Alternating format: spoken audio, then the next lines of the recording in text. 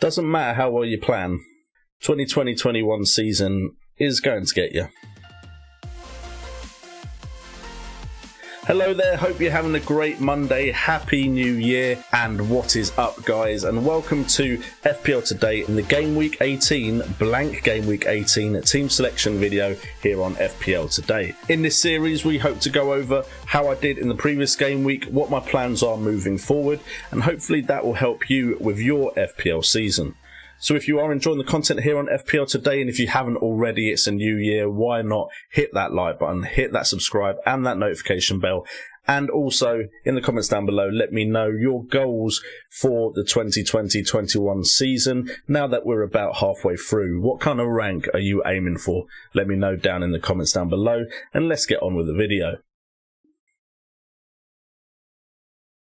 So we're going to start off with Game Week 17 as usual, and we'll start off with the players that actually did something for me. And we are having a decent game week so far, although the Man City game has seen our rise in rank drop a little bit thanks to the returns of the likes of Kevin De Bruyne. However, we have quite a few returns to talk about. We have the captaincy on Heung-min Son, who did manage to get a goal and an assist in the game against Leeds, which, to be honest, I expected. If Leeds were going to play the way they have done all season long, then Son was going to probably benefit from the amount of space and the chaos in that Leeds side. Of course, Son was brought in because the fixtures were too good, even though he doesn't have a double game week in 19, so quite happy to have hold of him at the moment, and may even keep him over the double game week. We also have Bruno Fernandes getting 10 points as well, with his goal against Aston Villa, and Grealish also getting an assist in that game. Both of those midfielders absolutely quality players right now,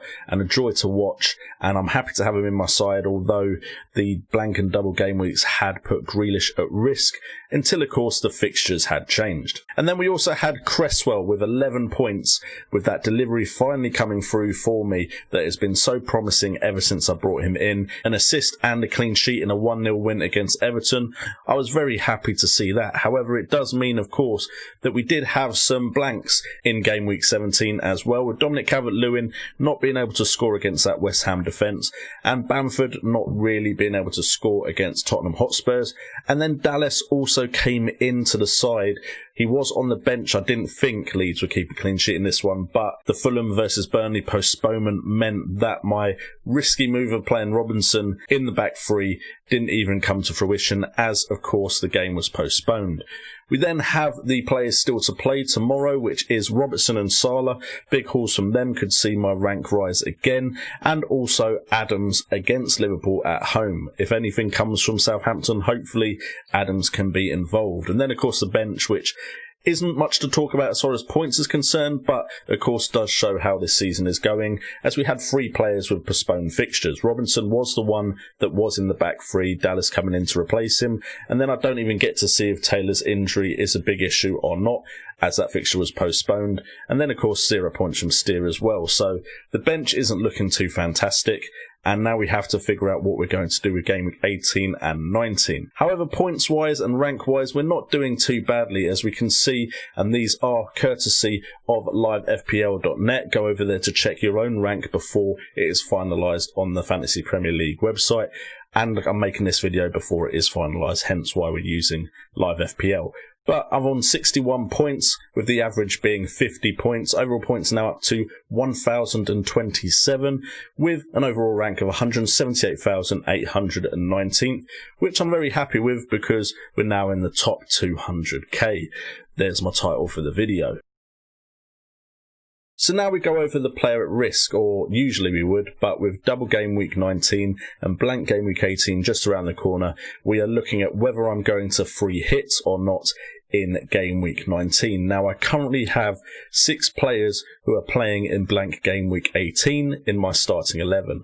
I also have 2 transfers banked to be able to get to 8 players. The easiest players to transfer out to any player I would be interested in would be Mohamed Salah and Andrew Robertson. Man City and Man United players also have blank game week 18 fixture as well as a double in game week 19. So to be honest, I'm probably leaning towards right now the free hit in blank game week 18, because it means I don't have to restructure my side with such a quick turnaround of fixtures. Now, of course, there is the possibility and likelihood of a big double game week in game week 26 with a blank game week in game week 29, which the free hit chip could be useful for.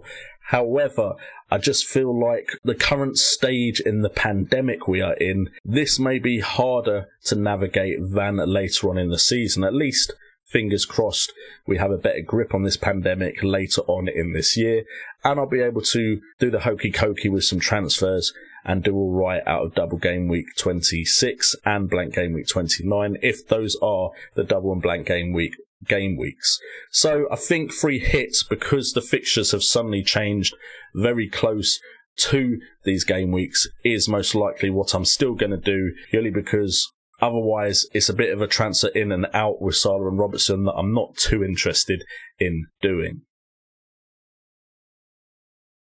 So guys, before we go into the Game Week 18 team selection, if you are enjoying the video and you do enjoy the stats on FPL Today, please do consider checking out Fantasy Football Hub. All the data on FPL Today is taken from the Fantasy Football Hub, with tools such as player comparison to choose the best players out of two options, Opta stats tables to see who could be hitting form soon and who will be amongst the goals, and a fixture ticker so you know who has not just the form but also the fixtures to match, and so much more, like articles and coverage of other fantasy football games.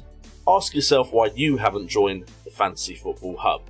It's just £2 a month to unlock your FPL potential. So again, if you want access to Opta stats and a fixture ticker to navigate these blanks and double game weeks, do check out Fantasy Football Hub, top link in the description. It does help the channel out massively, and thank you for them for partnering with the channel throughout this season. So, Game Week 18, or blank Game Week 18, we have a problem. Of course we have a problem. We've already gone over it in the free hit section of this video, but the players that do feature are Martinez and Grealish with Tottenham at home. Now, to be fair, to me that isn't the greatest fixture. Spurs look like a very good side this season, and although Aston Villa also look very promising, I'd imagine Spurs to come out of this one with a victory, although Aston Villa are capable of an upset here. We also have Taylor with Man United at home. The problem with Taylor is I don't know his injury status and whether he will actually feature in this game week. If he doesn't, that drops me down to 5 players.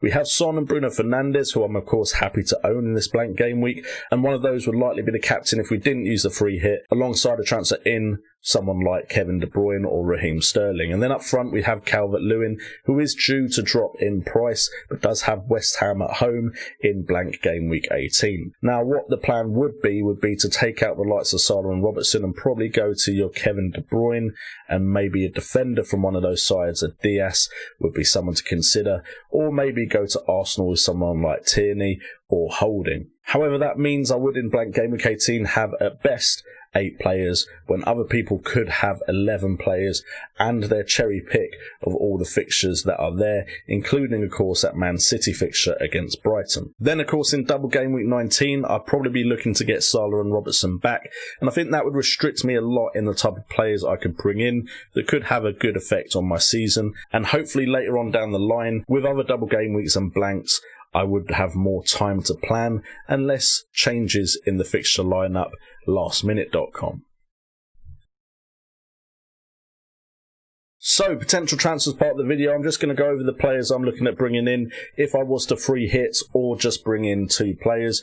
And the first player would be Raheem Sterling. Now, Raheem Sterling for me would be a bit of a differential because most people are going to go for Kevin De Bruyne. However, over the last 6 game weeks, he hasn't been in too bad form. He's only got 1 goal but has 3 assists.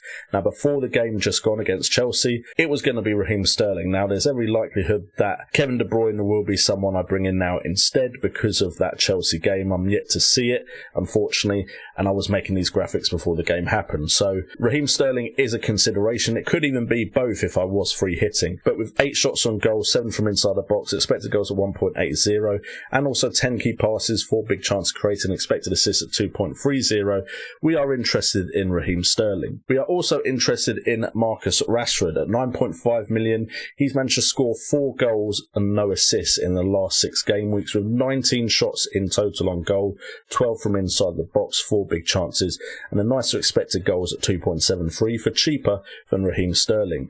However, his creativity is lacking with 3 key passes and no big chances created. We are also looking at Harry Kane to partner up with Heung-min Son just because they've been so consistent over the entire season. 11 million gets you 2 goals and 1 assist, which isn't that great compared to the likes of Rashford. However, he's had 20 shots on goal, 7 on target, 12 from inside the box and 3 big chances, with expected goals at 2.38, and I just feel like there's a certain consistency and safety in Kane and Heung-min Son at the moment. And then finally, we are also looking at, especially if we free hit, Saka from Arsenal with Crystal Palace at home next at 5.2 million. He's a budget enabler who's got 2 goals and 2 assists, has 17 shots on goal, which is more than Raheem Sterling, with 5 on target, 12 from inside the box and 2 big chances. His expected goals is the same as Raheem at 1.80, and his key passes is at 7 with 1 big chance created as well. He's just looked really good recently, and the Arsenal side seems to be turning a corner. Hopefully Arteta keeps steering that ship in the same direction, and Saka could be a nice cheap player to have in my team to enable me to get some of these other big hitters. Anyway guys, that is it for this video. So if you have enjoyed, again, do what you do to help support the channel. Hit that like, hit that subscribe, hit that bell for FPL, and also check out Fantasy Football Hub, top link in the description, if you want access to Opta stats and a fixture ticker like I have here on this channel. Also, next video should be a free hit video. It would usually be the wildcard project. I know that's been missing with the fixtures so thick and fast, but we'll do a free hit video with what I would pick if I free hit, which is very likely. And then there'll also be an update video on my final team selection next week. And I'm sure I'll manage to get some other content out for you guys as well, considering I'm in tier 4. Anyway, let's not focus on the negatives. Let's focus on the positives.